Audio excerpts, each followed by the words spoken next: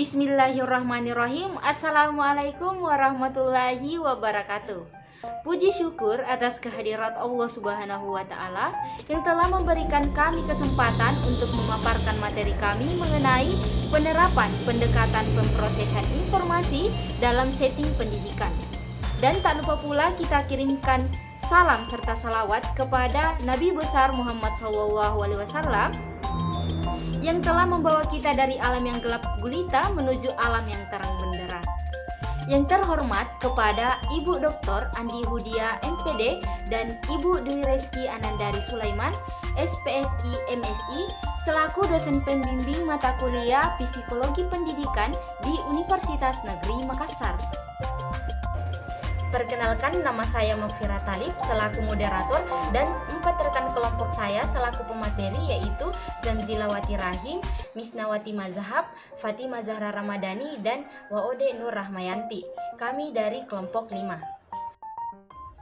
Adapun pembahasan kita kali ini adalah yang pertama, sejarah pendekatan pemrosesan informasi, yang kedua, pengertian teori pemrosesan informasi, yang ketiga, implikasi pendekatan atau teori pemrosesan informasi terhadap pendidikan, dan yang keempat, contoh pendekatan pemrosesan informasi dalam pendidikan formal. Baik, saya persilahkan Saudari Misnawati Mazhab untuk memaparkan materi pertama. Baik, langsung saja masuk ke materi yang pertama, yaitu mengenai sejarah pendekatan teori pemrosesan informasi. Salah satu tokoh pelopor dari teori pemrosesan informasi adalah Robert Gagne. Ia memiliki nama lengkap Robert Louis Gagne. Ia dilahirkan pada tanggal 21 Agustus 1916 di North Andover. Pada tahun 1937, Gagne mendapat gelar BA di Brown University dan mendapat gelar PhD di bidang psikologi pada tahun 1940. Robert Gagne adalah seorang psikolog pendidikan berkebangsaan Amerika yang terkenal dengan penemuannya berupa The Condition of Learning.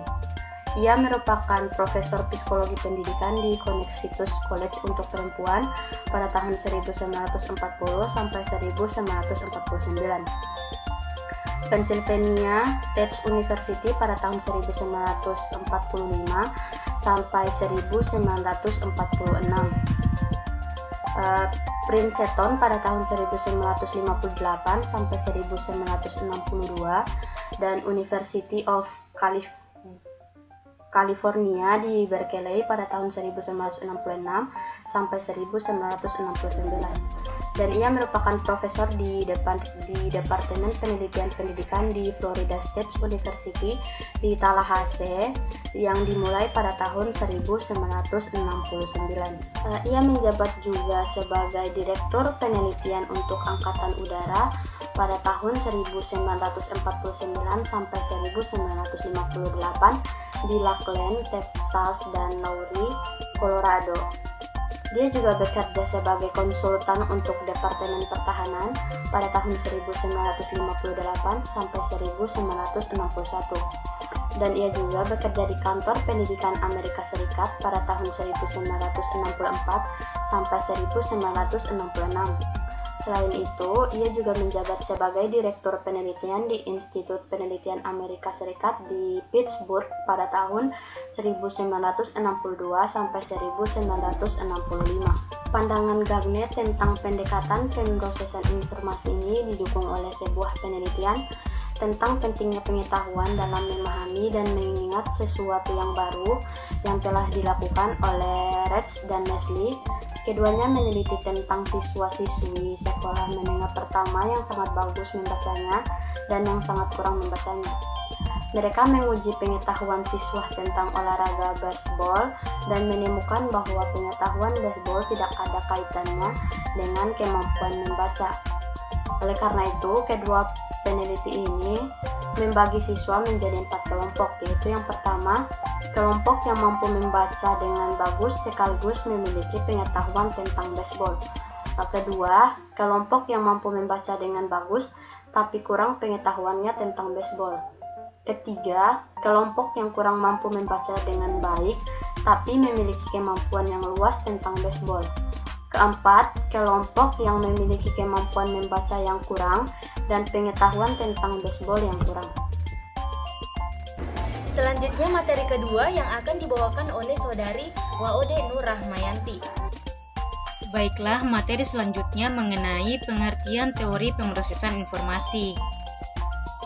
Pemrosesan informasi sendiri secara sederhana dapat diartikan suatu proses yang terjadi pada peserta didik untuk mengolah informasi, memonitornya, dan menyusun strategi berkenaan dengan informasi tersebut dengan inti pendekatannya lebih kepada proses memori dan cara berpikir.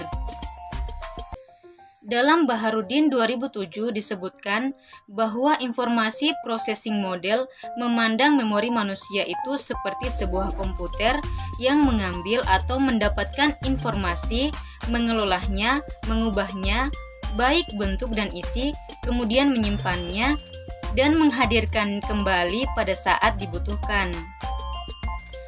Dari pengertian tersebut, dapat dikatakan bahwa teori pemrosesan informasi merupakan model dalam teori kognitivisme yang mencoba menjelaskan kerja memori manusia dalam memperoleh, menyandingkan, dan mengingat informasi.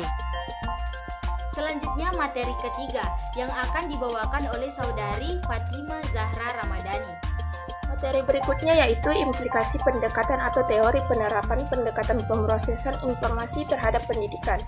Pemrosesan informasi menunjuk kepada cara atau mengumpulkan, menerima stimuli dari lingkungan, mengorganisasi data, memecahkan masalah, menemukan konsep-konsep dan pemecahan masalah, serta menggunakan simbol-simbol verbal dan non-verbal.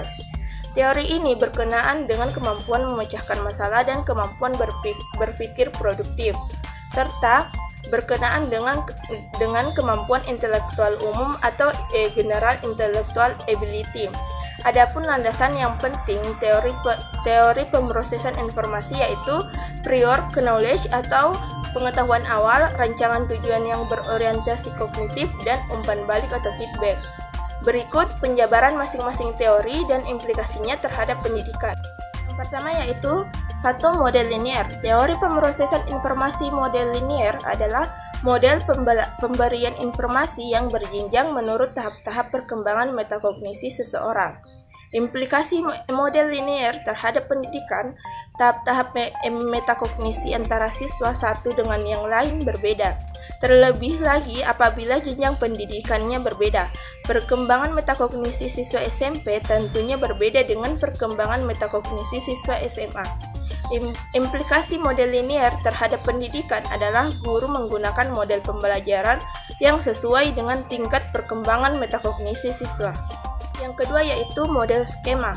Teori pemrosesan informasi model skema merupakan model pembelajaran yang menghubungkan sebuah perwujudan abstrak antar sistem konsep yang berisi karakter-karakter dan contoh-contoh. Implikasi model skema terhadap pendidikan dalam pemrosesan informasi pada mata pelajaran ekonomi merupakan salah satu cabang ilmu sosial. Seorang guru yang mengajar ekonomi seringkali mengaitkan materi yang diajarkan dengan gambaran nyata di lapangan. Hal ini merupakan implikasi model skema dalam pembelajaran ekonomi. Dan materi yang terakhir akan dibawakan oleh saudari Zanzila Wati Rahim. Langsung saja D. Contoh pendekatan pemrosesan informasi dalam pendidikan formal. Contoh penerapan belajar pengolahan atau pemrosesan informasi termaksud dalam lingkup teori kognitif yang mengemukakan bahwa belajar adalah proses internal yang tidak dapat diamati secara langsung dan merupakan perubahan kemampuan yang terkait pada situasi tertentu. Menurut Gagne, kondisi internal peserta didik yang mempengaruhi proses belajar melalui proses pengolahan informasi dan yang sangat penting untuk diperhatikan oleh seorang guru dalam mengelola pembelajaran antara lain 1. Fase motivasi. Siswa yang belajar harus diberi motivasi untuk belajar dengan harapan bahwa belajar akan memperoleh hadiah. Kedua, fase pemahaman. Pelajar yang sudah termotivasi mestinya menerima rangsangan atau stimulus yang akan membawanya pada peristiwa penting belajar dan selanjutnya rangsangan itu disimpan dalam ingatan. Ketiga, fase perolehan. Begitu situasi eksternal diperlihatkan dan ditanggapi, berlangsunglah proses belajar. 4. Fase pengingatan. Informasi yang baru diperoleh harus dipindahkan dari memori jangka pendek ke memori jangka panjang. 5. Fase pengungkapan kembali. Seperti halnya pada kebanyakan proses belajar yang lain, proses pengungkapan kembali bisa dipengaruhi oleh rangsangan dari luar. 6. Fase generalisasi. Generalisasi atau transfer informasi pada situasi-situasi baru merupakan fase krisis dalam belajar. 7. Fase penampilan. Para siswa harus memperhatikan bahwa mereka telah belajar sesuatu melalui penampilan yang tampak. Dan yang terakhir, ke-8, fase umpan balik. Para siswa harus memperoleh umpan balik tentang penampilan mereka yang menunjukkan apakah mereka telah atau belum mengerti tentang apa yang diajarkan. Adapun kesimpulan yang dapat kita ambil adalah penerapan pendekatan teori pemrosesan informasi dikenal sebagai teori cybernetik yang lebih mengutamakan sistem informasi dari materi yang dipelajari. Teori ini dipelopori oleh Robert Miles Gagné dan Robert S. Sinclair. Menurut teori, menerima, menyimpan, dan mengungkapkan sama halnya dengan pemrosesan informasi dengan mengungkapkan kembali, dan secara sederhana dapat diartikan suatu proses yang terjadi pada peserta didik untuk mengelola informasi, memonitornya, dan menyusun strategi berkenaan dengan informasi tersebut. Dengan inti, pendekatannya lebih kepada proses memori dan cara berpikir. Komponen pemrosesan informasi dipilih berdasarkan perbedaan fungsi, kapasitas, bentuk informasi, serta proses terjadinya lupa. Itulah tadi hasil pemaparan kami. Apabila ada kesalahan dan kekeliruan kata, mohon dimaafkan. Sekian dan terima kasih. Wassalamualaikum warahmatullahi wabarakatuh.